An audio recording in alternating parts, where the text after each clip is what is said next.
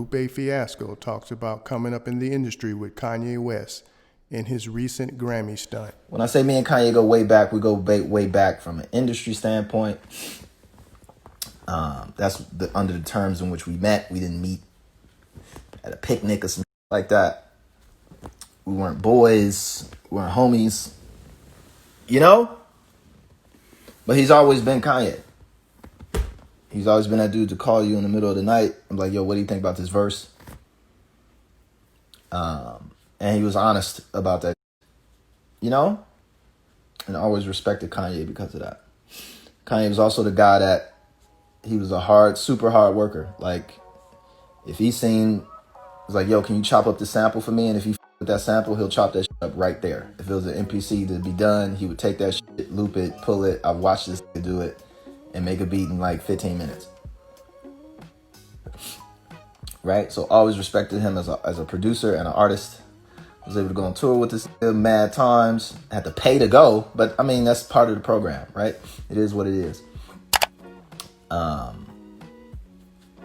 Did Touch the Sky with this dude. Didn't want to do Touch the Sky with this dude.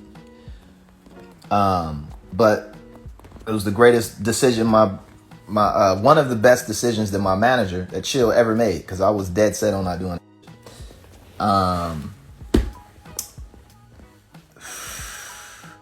And just watched him, you know, grow through his shit, man. Was just seeing him do all kinds of shit. Seeing him exceed limitations, seeing him come back and do shit. When people said that he couldn't do it, it was unable, seeing it rock and go. And I think he did it because of his hard work. I remember his first album was crazy. Like, not whatever what's the name of his first album? College Dropout? Not that. He had an album before that he was going around shopping when he was in New York. And that shit was absolutely fire. And I think he had some of the joints he was giving the beats. I think Lil Kim got some of the beats or something like that. But he had his first album, like his demo tape. And I don't know if he had tapes before that where he was doing, what's their name? He had a group with Shayla G. Who else was in that shit? I forgot the name of Kanye's first group. Showstoppers? I don't know. So I don't know if that was his first thing, but the first kind of cohesive project that I heard from him was like a demo tape that he was shopping around. He was riding around New York playing that shit. Absolutely crazy. So yeah, man. A lot of people don't understand that. They're like, oh man, if it wasn't for Kanye, you wouldn't have a career. Like, I had a career before Kanye. I had record deals before Kanye. I was one of the first in the city, the go-getters, yeah. I was one of the first in the city with a label deal, me and Chill. Wasn't one of the first in the city with a deal because everybody in the city had deals. That shit wasn't like nothing new. Psychodrama had a deal. Crucial Conflict had a deal. Twista had a deal. Had deals. And I was in one of those people in the long lines of artists coming out of Chicago that got deals. So we had a deal. I got my first deal in 2000. Okay. I didn't meet Kanye until 2003, 4, something like that.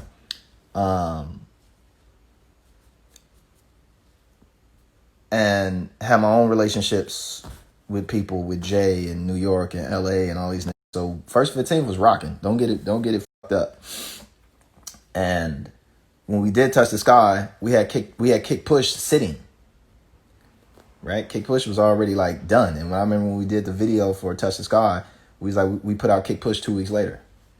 You know? So it was like, niggas already had the tapes, it was already rocking and rolling.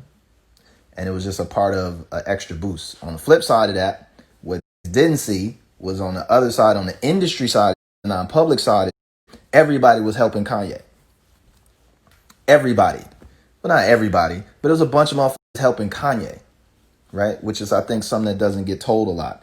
Whether it was writing his raps, helping him with music, helping him with deals, all kinds of shit.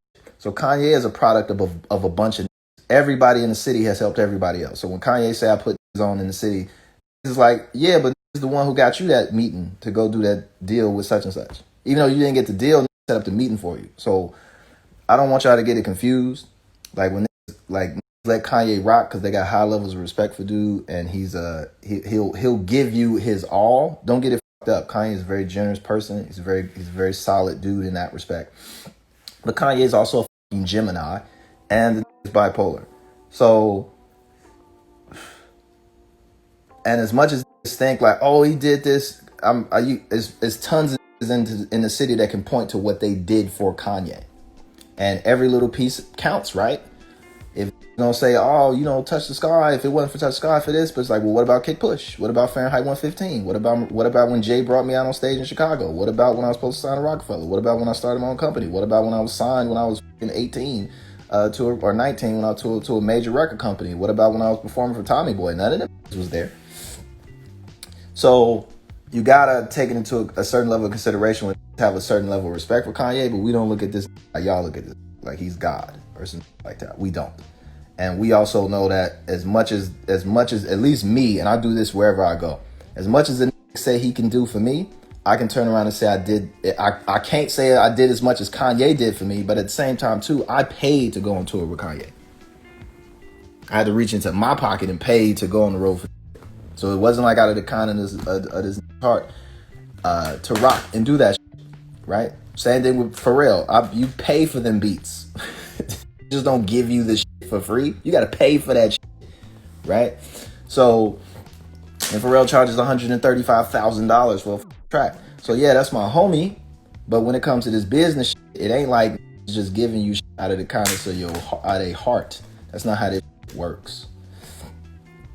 So I just want to establish that before we get into some of this talking about that, okay? So, and for a nigga think, oh, you just hating and this did that. Like, listen, man, here's the real deal. This is why you see that because niggas had to pay for that right? Or niggas had to do this for that and it's not anything. I got around me who be like, man, let me go on tour with you, but pay me. And I'll tell them I had to pay to go on tour. What the fuck you talking about? Like you finna move the needle on selling some tickets. The fuck out of my face. And these are my homies, and they'll tell you. Because the same way I talk to y'all, I talk to these. Try and keep it even. So, Ye's bipolar, man. That's just what that is. Dude has seen all kinds of in this world, right? And he's experienced some shit that the average person isn't going to. Now, he's not alone in that because there's tons of us who've seen all kinds of shit. I've seen all kinds of shit in this world. Crazy shit. Experience all type of super rich, phenomenal, wild shit, money shit, fashion, fame, fortune. You sit next to, you getting invited over to these cribs and these motherfuckers got all kinds of shit in the house. Shit that you wouldn't even believe was possible. They got this shit, right? Motherfuckers offering you all kinds of shit. You eating the best food ever. It's the only one. We kill one of these every 6 years and we gave you a burger made out of this shit. Like all kinds of shit happen behind the scenes. And even for a normal motherfucker, a normal balanced motherfucker, it's enough to drive a nigga crazy. That's why you got a lot of walking around the industry, whether it be actors, actresses, who do plays on Broadway, anybody on the entertainment scene, poets, they get access, artists, painters, dancers, these get access to a side of life, the patrons, the rich motherfuckers and the parties and the houses and who own the Elon Musk house and da-da-da. These niggas get invited to shit that they experience and it drives them fucking crazy. Right? It drives them absolutely crazy. And that's a normal person. Like a normal motherfucker. Right? Like a normal person. Like a regular, average person. You put somebody in there who has a little bit of a idiosyncrasy, a little bit of a mental health issue, a little bit of such and such. They already crazy going into this shit. And sometimes those environments, they reinforce. The who house they going to is fucking crazy. Because he used to be normal one time until this made his first 30 million. Right? And then he realized all the he was chasing now he got 30 naked prostitutes in the house. Right? And he just don't know what to do with himself no more. Or herself. Because the bitch might be crazy. right? She crazy. She got 8 Lamborghinis and 16 gold dishes and all kinds of wild shit. 8 Panthers in the yard. And they be a little off. And they'll reinforce that behavior because they feel like that the behavior that got them to where they are is their own craziness, right? Their own ability to be a little bit off center, not realizing that it's a bunch of other non-crazy motherfuckers who helped get you there. And you didn't get here on your own, right? I didn't do shit on my own. Lupe didn't do shit on my own, right? The only thing that I did was write them raps, but it took me trying to be like Jay-Z, trying to be like Biggie Smalls, trying to be like Mos Def, trying to be like Nas, trying to be like Chino XL, trying to be like Cannabis, trying to be... It's a range of motherfuckers who can, if they wanted to, can come in and take credit like, that's me. And you're right. You're 100% right. That's you. When Nas sat down and I was sitting with Nas in the studio and that just played King Nas, I was like, he looking at me like, what? I'm looking like, that's you. That ain't me. That's you. Half man, half a baby. That's you. What are you talking about? Right? I didn't get here on my own. Right? I would have never done Touch the Sky. I didn't do that. Somebody else did that. I just happened to write the verse. Why am I saying that? Because who get around niggas who feel like that they did that by themselves, it reinforces their behavior. Versus, no, it's your secretary and your assistant and your manager and the niggas who did the shit and the dude who mixes the thing and the dude, it's a team effort. But none of these niggas is around you to keep you contained. Chino XLIT. To keep you contained. To remind you that you didn't do this, ain't just you and your craziness and your weirdness and your off the centerness that got you here. It's all of the other shit around. And when you start reaching these levels with the niggas who got them cribs, they don't want your friends to come. Nah, don't bring your homies. Only 2 of y'all can come. Only 3 of y'all can come. You just come, but can I bring my homie? Man, we ain't really got that much room, we worried about other people, because they look at you like, oh no, you the cream of the crop. Now you come with us. And what you do when you walk into those worlds, you leave all the who keep you sane behind. Now it's just a bunch of crazy in the room who feel like they did all this shit by themselves. The funky part is, look at Elon Musk and go crazy. I look at Elon Musk and see a regular, and I've met this because when I met him with all of the scientists who actually build his shit. Like, know this Russian rocket scientist who plays the bass, who can fly jets. This is the who's building the SpaceX rocket. This over here is the motherfucker who writes the algorithms. That motherfucker right there is the dude who actually gives this the money to do this. This is the motherfucker. And when you meet the whole team, you like, this nigga he just a charismatic motherfucker to go out and be the face of this. But it's really your thousands of employees who build all this shit. Right? And I give Elon Musk the props because when he does do his, like when he did this shit with Neuralink, he had everybody there. Y'all didn't give a fuck about nobody in that room except Elon Musk. That's it. You didn't give a fuck about the scientist who was like, I already do implants. They ain't hear that shit. They just hear Elon Musk is the man and he's crazy. But you don't hear like, no, I'm the doctor. I'm sitting here in the doctor's scrub. This is what I do. I put implant. I've been doing this. Oh, and I'm the guy who I'm the guy who makes the materials. I'm the dude who writes the code. I'm the dude who does the software. I'm the who keep the pigs happy. I'm the who does da-da-da-da. And it's the team. But what you walk away with? You just walk away with Elon Musk put on a press conference. Elon ain't do none of that. Elon don't know how to put implants in the head.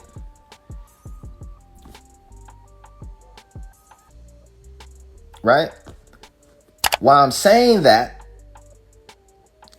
is that you have to maintain the team that brought you into this shit. Once you lose the niggas who kept you grounded coming into this shit, you will go all the way crazy. And if you're already like actually chemically imbalanced, not only is your behavior going to get reinforced because you got a bunch of niggas who just want to make money off of you.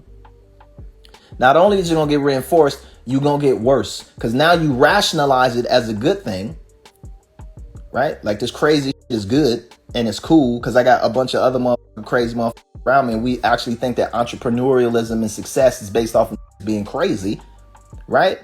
And the niggas who would be around to keep you sane, you don't f these niggas no more because they not sexy. They ain't had shit to do with you. That the hate, the bullshit. And then you get replaced with who crazy. Now you run around with a bunch of crazy motherfuckers. Filthy rich can do whatever you want. There's no limitations on cost. You can buy whatever you want. Like you shouldn't have a tank because that motherfucker is going to sell it to you. Like why you want a tank? Like you don't need a tank. You're crazy. No, you don't need to be living in the middle of nowhere around a bunch of other crazy motherfuckers. You need to be living in a city next to real people. Right? Driving down real streets to see the struggle of people every day who ain't got shit, who still ride the bus, who got $100 a month and trying to figure that shit out after they pay all their bills. You need to be around that. You can't just be stuck in some big house in the middle of fucking nowhere or around a bunch of other crazy motherfuckers. Right? And expect that when you come out and try and speak back to these who you can't even, you don't even know who the fuck you talking to anymore. And you trying to just talk to with all your crazy, you gonna look wild. And that's what Kanye looks like right now. And I don't pull punches with who don't pull punches. Right? Who put themselves in the public space and try and throw shots and do goofy shit. I don't pull punches with niggas like that. I don't give a if I know you, if I don't know you. If you put yourself in that position, normally I don't talk about I don't know. Most of everybody you hear me ever speak on or have advice, I know these to a certain degree. And I know what they're about. And I know what's missing. I know what's flawed in their programs, right? And I know what's missing and flawed in my program. And I know and it's certain things that I don't talk about. And if they want to try and dress me down, they can. 100%. I'll dress myself down in front of them all and let you know, like, I'm not rich like that. I done lost many cases, right? Many lawsuits and extra shit. I'm not balling like that, but I'm good. Don't get it fucked up. But I don't even care because if I need to go work at Walmart, I would do that because I'm still connected to the world like that. I don't give a fuck what it think, what a bitch got to say, right? You have to ground yourself in reality. You need around you that you respect or that you're afraid of that will fucking chin check you when you get out of pocket. If you just got a bunch of around you who just want to make money off of you and see you as a thing, that's what the fuck you gonna be. And they're gonna reinforce all that negative behavior and bullshit. And yeah, you need to move out the hood because these are trying to kill you. The niggas who was trying to kill you was keeping you in check. Now you running around this motherfucker like you absolutely crazy. Putting bottles and bullshit upside your head to keep you in check. This ain't real life. If you want to just go live in that world, go live in that world 100%. I know billionaires that just live in a bubble. These got Picasso tables. Like you walk in their house, this shit's wild. Nigga, yeah, you know, that chair right there, which nobody ever sits in, that's like King Louis' chair. And we just use that to sit the table on top of the chair with the statue on top of that because that's just how we rolling. Like the IKEA furniture to them. But they in their bubble. They got a movie theater at their house. They in their fucking bubble. They get the movies before they come out, right? Who come to their house to screen the movie for the rest of the billionaires. This shit wild.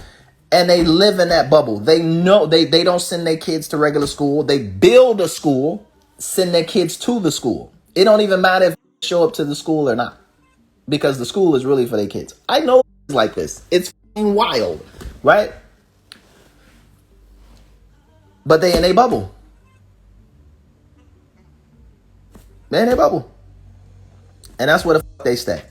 The moment that they try and come out and do regular with regular people, look at them like they crazy. When they see regular people talking about, man, should I buy this? And this chicken fried rice is like $14. Like, should I pay for that? Or should I go, I'm going to just get a small chicken fried rice and then get a such and such. It's like, what are you talking about? We'll take everything on the menu. Like that. And look at you like you crazy. Like you over here tripping over $15? What's wrong with you? Like, buy this whole motherfucking thing. I got $700,000 in my pocket right now. Like, what are we doing? It's like that, right? So you have got to assess your position in the world and in life and the shit that you want to do. And if you're in a position where you've removed all of the niggas who keep you like you were when you came into this, and everybody leveled up around you, niggas is gonna go crazy.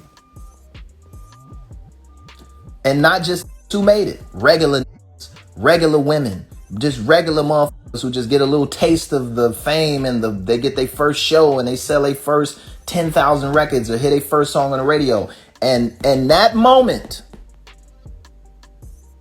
in that moment, they get their first check that has 5 zeros on it, or 5 digits, right? Or fucking 4 digits. You get your first check that has 4 digits after the decimal, 00 decimal, then 4 digits. See that first check? They ain't never seen no like that in their life.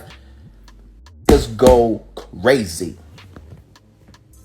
Oh, $4,000, $5,000, $10,000.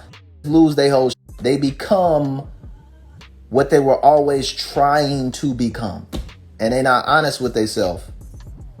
And they go try and become what they become and come back with Balenciaga shoes and Amiri jeans, and now he the man. Now he can't go here. We can't be seen here. We can't drive around like this. Now we need to do this because we need to keep up this thing and keep up this thing. And it's like, man, fuck all that shit, man. Like, what are you talking about? Like, what are you talking about? Who are we trying to impress? Who? Broke?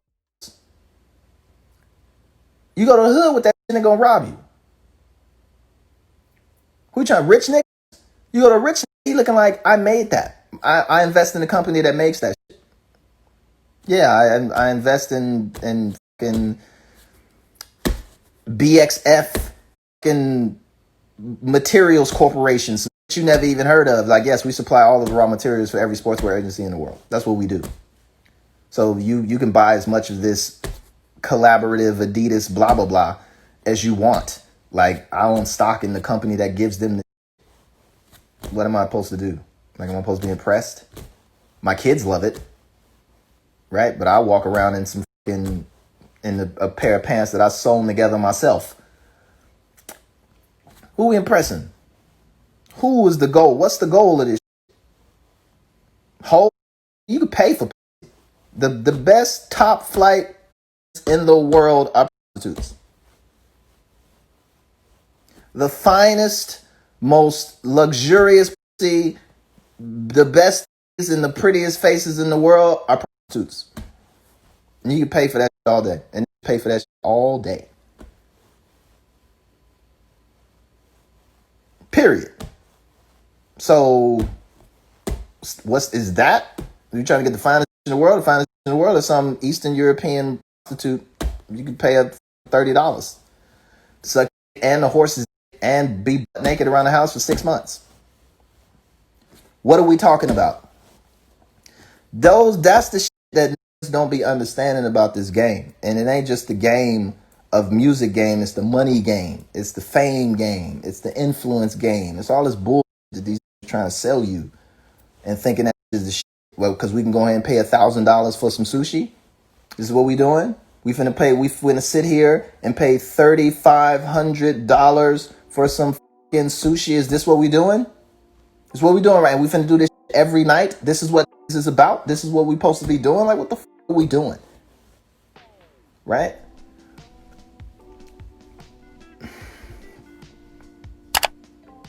This is just my little rant, right? Rolexes are garbage. I understand that this Rolex company, I appreciate the watches that y'all make. I understand that y'all are a great company and all this other shit. Bro, y'all watches are fucking garbage. But it don't matter. Why you saying watches garbage? You talking from who's had them. I've had Rolexes since I was 19. Every single one of them is broke. Right? The goal ain't to make a great watch. The goal is to make a watch that constantly needs to be maintained. Right? And you need to get it maintained at the factory dealer. Because if you send it to these up the street, you're going to lose your warranty. Garbage. Ferraris are garbage. They're garbage. This is from a guy who had a Ferrari deal on the table until I fucking called Obama. Then I lost all that shit. But this shit is garbage. How do I know? Because I had 4 of them. I'm obsessed with this. I still want an F40. And I know that is trash.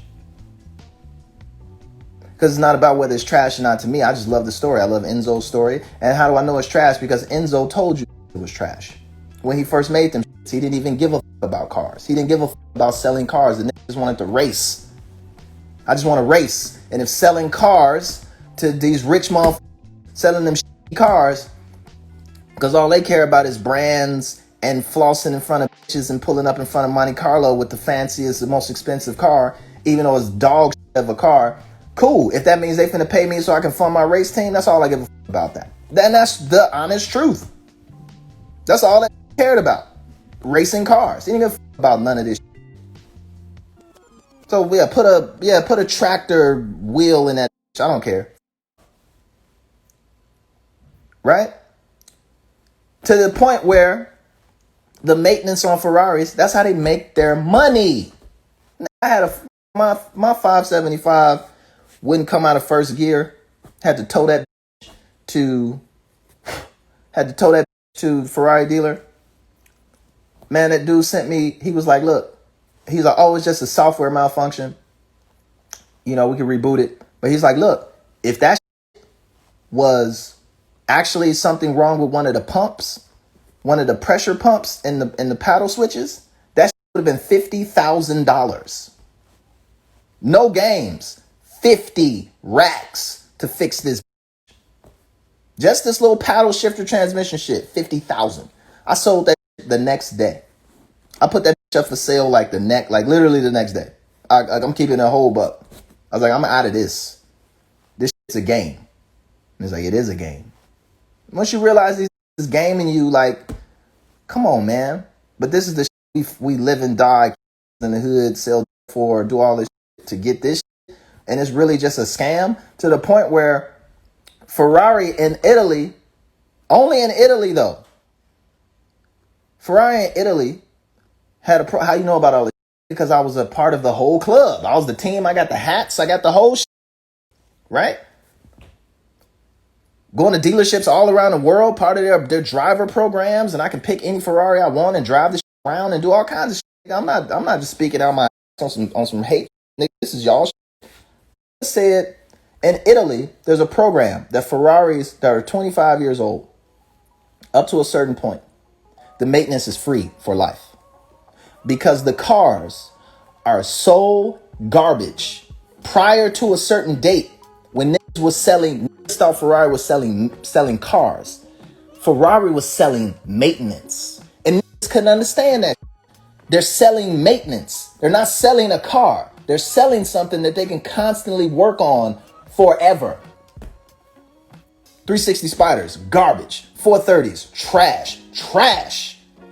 Right? To the point that when they finally got around to and this is literally when they made the what's that shit? The 454, whatever the fuck that shit was. This shit had an 8-year warranty. The only reason they had an 8-year warranty on the car is because they finally started to build cars that actually weren't trash. And that customers were demanding. Like, y'all not finna keep doing this. Rich, the 458, yeah. Y'all not finna keep doing this to us. We know we rich. Now y'all is rich. We all rich. We finna get in this room. We finna keep it a buck. Y'all not finna keep doing this. So either make these motherfucking cars or we finna go buy these McLarens. Or we finna go buy this other shit. We finna go buy these Lambos. Because whatever the fuck you is doing, we ain't finna keep having shit. That's what I did. Like, these cars. I'm out. Straight. Y'all can have all this. I'm out. You're not finna keep selling me maintenance. Right? To the point, it's a program in Italy right now. Only in Italy, though. Well, if you have a Ferrari of a certain age, they'll fix it for free for life because the shit is so trash. And there's no way for you to fix the car. There's no way for you to fix the car. It's Ferrari, and I'm just using Ferrari as an example. I know I'm riffing, but this is all ties into this whole situation. It's mechanics in LA right now that a Ferrari of a certain age, they will not work on it. I don't give no how much money you paid them. They're not going to work on your car. There's car dealerships in LA that will not sell Ferraris below a certain age. Any Ferrari from the 90s, they're not touching that. The 80s, it has to be some old. But anything from the 80s, the 90s, the early thousands, they're not even selling that. They're like, we straight. We cool. That is what gets sold. That's what is running after. And then they give it to you and present it to us like this is the shit. Like this is where you need to be. This is where you made it. Right? Like, yeah, just wait. It's about wasting money. Like, just spend money on whatever like buy a bunch of bullshit you don't need because that's what it means to be rich. Because that's what think. That being rich is buying that you don't need.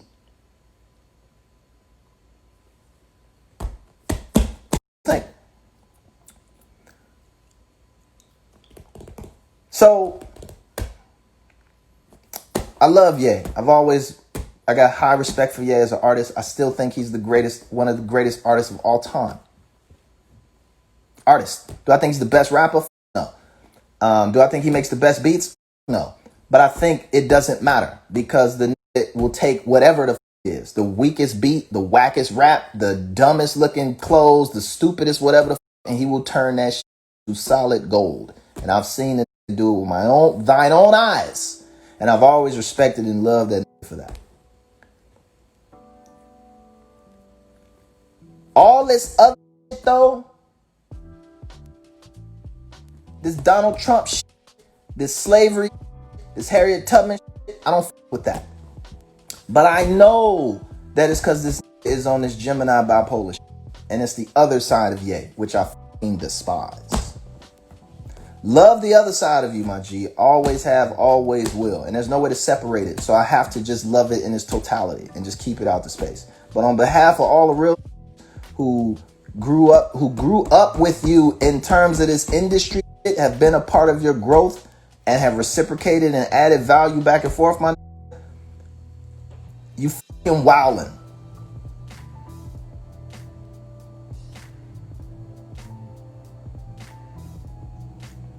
You enrich the same who were warned about.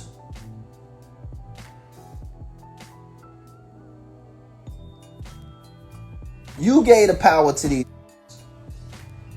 You validated Donald Trump with that. We didn't do that. We didn't go out of our way to just be rebellious to the point where we'd pick up any old motherfucking counterpoint and run with that. It's not cool. You know what I'm saying? That's not cool. And as much as you want to get religion and do all this other extra shit, my G, like, I get that. And I'm with that. And I'm all about redeeming. I've done some horrible shit, and I'm constantly redeeming myself on a daily basis. But that ain't the way to go. That ain't the way to go.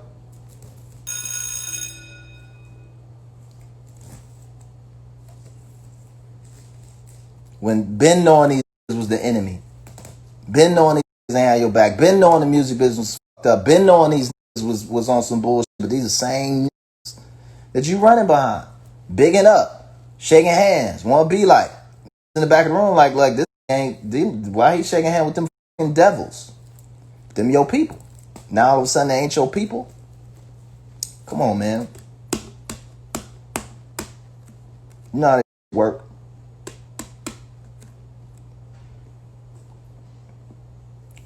So that's that, man. I hope that he gets better, man. I hope that he get his his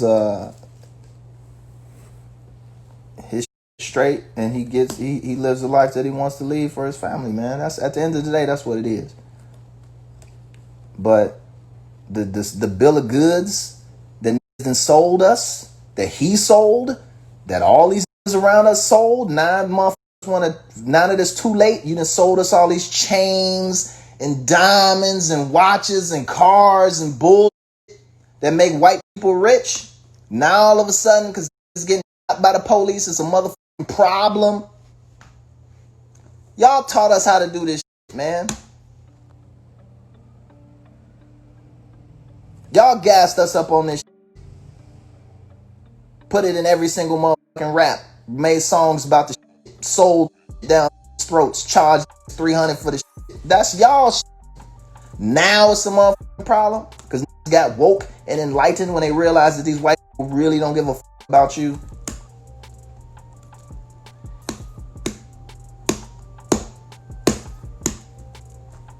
And I'm part of the problem. I'm one of the first that you ever seen Go Yard from. Period. I got the bag in the back.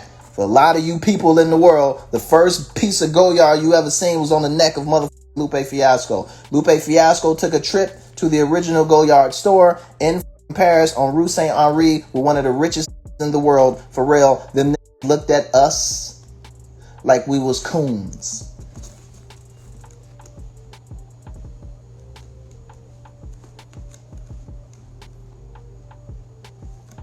Looked at us like we was coons.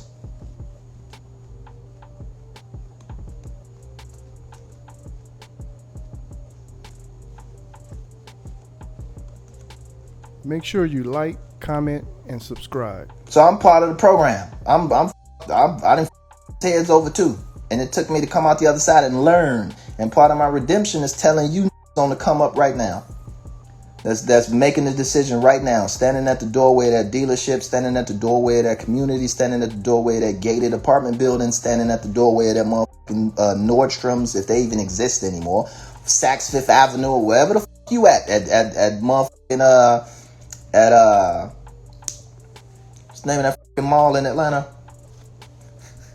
Peachtree Mall, Lenox Square, wherever the fuck it is, Ball Harbor.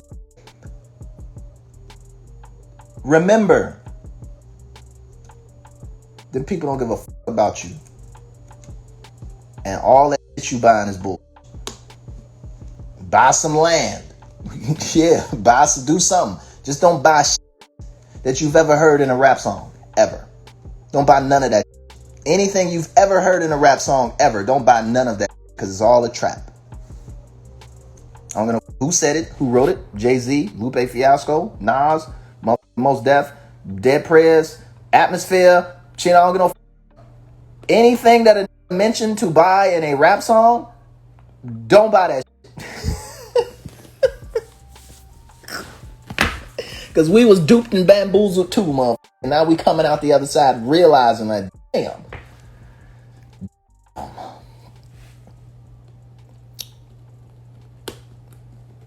You can buy Bape. Bape is cool. But Nigo don't even own Bape no more. I f with Bape because of Nigo. He don't even own that no more.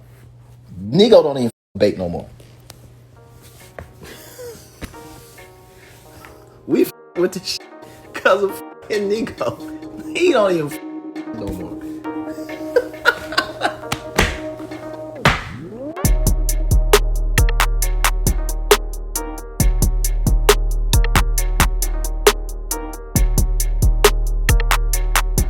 Thanks for tuning in to 9 Mag TV.